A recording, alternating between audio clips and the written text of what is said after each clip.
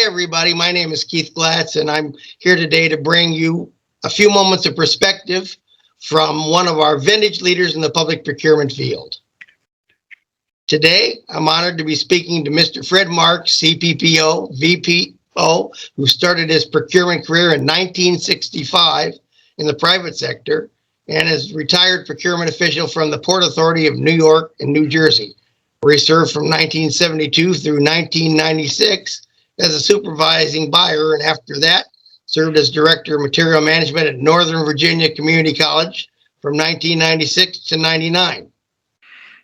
Fred was also a well-known NIGP instructor for many years following his retirement. And many of you may also remember Fred from his many articles on the back page of Government Procurement magazine, where he was the featured columnist from April 2006 to May 2013. And Fred is also the recipient of the 2005 NIGP Distinguished Service Award. Welcome, Fred. Thank you, Keith. You make me sound a lot more important than I really am. Well, I know our audience is definitely interested in your insights today. And if you don't mind, I have a few questions about your career. Go ahead. First, I have to ask what you believe was probably the biggest change in public procurement that occurred between the time that you began your career in the profession and the time that you left public procurement. It's a good question. I don't think that our way of thinking has changed all that much. We've got new people who are our supervisors who have different training than our older supervisors. And I mean the people whose boxes are above ours in the table of organization. But I think the biggest change is technology. When the Trade Center was bombed in 93, we thought fax machines were going to be our saving grace. Nowadays, people look at the technology and people will say, geez, how'd you get along with just using them? You know, we have computers now, we have instantaneous communication, but it's technology that drives us. I mean, we still talk about transparency and we talk about bid limits and we talk about delegated authority and evaluations, but it's technology that drives us now.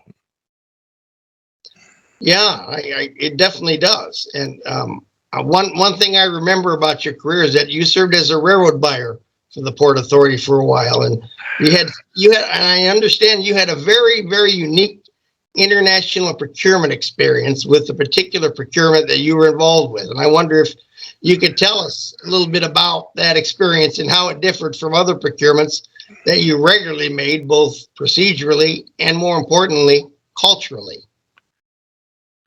Culturally was a big problem. What had happened was at the Port Authority, we have a 13-mile railroad that goes from New York to New Jersey. It's called PATH, Port Authority Trans-Hudson.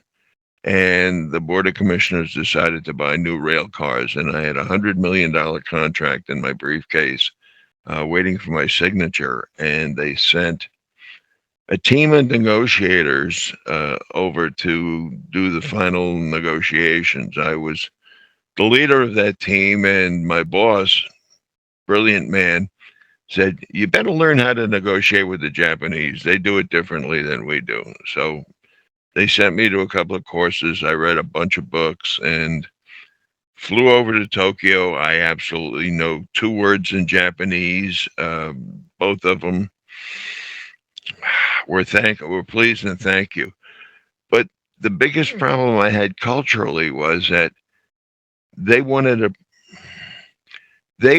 to provide a translator to us and sit in our meetings. And I thought to myself, this isn't good. I don't want people listening into our private conversations.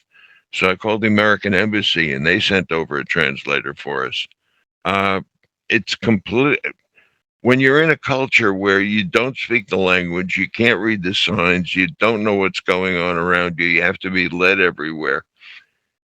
You don't have the feeling of comfort you would normally have.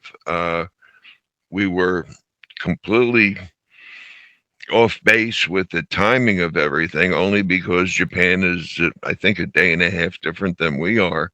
I'm on the East Coast of New York. It was a draining experience. Even the way they handle business cards. if Keith and I were meeting for the first time, we'd just hand each other a business card, one-handed. The Japanese don't do that. They put it in both palms of their hands and they actually present it to you. And there are more things you can do wrong than you can do right if you don't know the cultural landscape. We did get it done.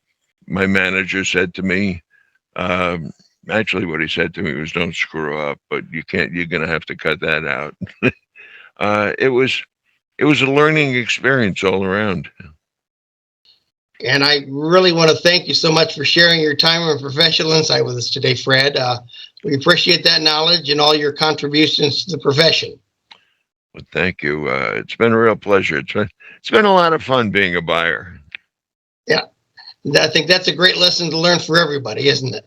Yeah, it really is. You can have a lot of fun as long as you do things the right way, and you're never going to be sure whether you do things the right way or not. Well, professionalism helps, and Fred, you're a consummate professional. Thank you for being with me today. Thank you, Keith. I'll see you soon. All right.